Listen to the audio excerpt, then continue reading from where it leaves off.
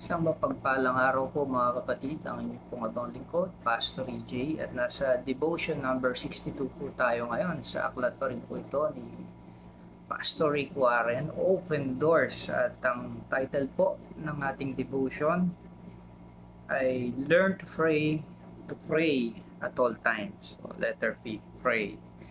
Ang ating pong verse sa 1 Thessalonians chapter 5 verse 16 to 18.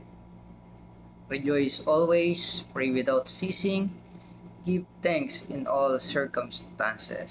So, ito po yung ating salita ng ating pagbubulayan galing po sa Bible. Lagi daw po tayong magalak at manalangin na walang tigil at laging magpasalamat sa anumang ating kalagayan. So, kung hihimayin po natin to, ang topic lang talaga natin yung pray without ceasing. Pero merong unang binanggit na rejoice always, kasi command po ito, yung lagi tayong magalak despite and in spite of our circumstances. Lagi tayong maging mapagpasalamat, dahil ang taong masiyahin mapagpasalamat po yan at mapag-appreciate sa maliit o malaking bagay na meron po siya, at nakukontento kung ano po ang present na kalagayan. So ang Bible po ay nagsaad na manalangin daw po tayo, pray at all times. All the time. But how can we do that? Paano ba natin gagawin na manalangin lagi? Meron pong tinatawag na breath prayers. Yung sa isang araw, isang hininga po natin, syempre pwede tayong magpigkas ng panalangin, yung phrases or brief sentence na mga simple phrase na tulad ng Panginoon, thank you po sa araw na ito, yung ganun lang. Kahit hindi naman siya audible, pero kahit pabulong lang po, hindi malakas. I'm depending on you. I receive your grace. Salamat po sa araw na ito. I want you to know. Gusto po kitang lalo higit na makilala. Tulungan niyo po ako, belong to you. May pong salitang panalangin, hindi naman kailangan mahaba. Lalo na po yung mga nagtatrabaho na talagang very busy at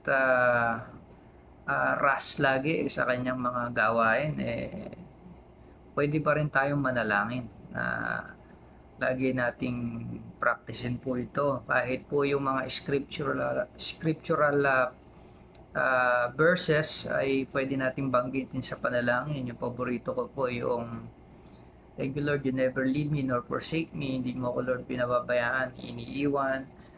You are my God. For me to live is Christ, to die is gain.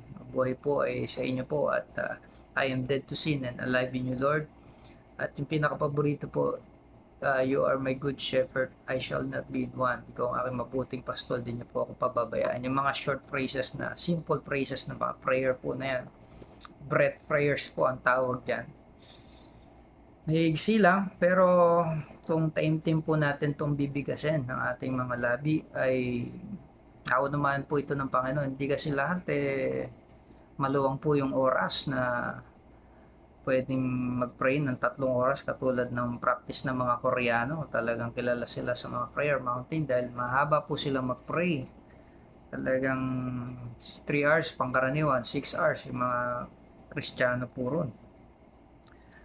Kaya pray it as open as possible so it will get rooted deep in your heart. Lagi po nating practicein ang presence of God, because it is a skill, a habit you can develop. Hindi po ito automatic na gusto natin laging kausapin ng Panginoon. Ang kailangan po natin talaga magkaroon ng practice sa presence ng ating Panginoon sa pananalangin. Kahit yung breath prayers po, mahalaga po yan. At para matrain po yung ating kaisipan at magkaroon din po tayo ng gabay lagi at wisdom mula sa ating Panginoon. Kailangan po natin sa umpisa talaga ng mga reminders, visual reminders, mga notes sa ating cellphone. Kakalimutin po kayo mag-pray. Pero pag nakasanayan na po natin ito, para magiging normal sa paghinga, yung panalangin, parang ganun po. Kaya ang goal po natin, your goal is not a feeling but a continual awareness that God is always present. So ayan po, na mahalaga po yan, hindi dapat natin ibatay sa ating feeling, na kung feeling mo lang na magkaroon ng emotional experience rather than His presence, you miss the point. Hindi po yun. So we don't praise God to feel good, but to do good. This is the lifestyle of worship. Yung pagsamba po natin, lifestyle po yan eh. Hindi po base yan doon sa gusto lang natin na magkaroon ng magandang damdamin o feeling good na dahil gusto natin mag-worship ay mailabas natin yung ating mga emote-emote sa buhay na hindi natin kailabas. Pero pwede rin po yun, kaya lang hindi all the time. Ito yung pinaka-normal na pwedeng gawin po ng isang mananampalataya, yung manalangin.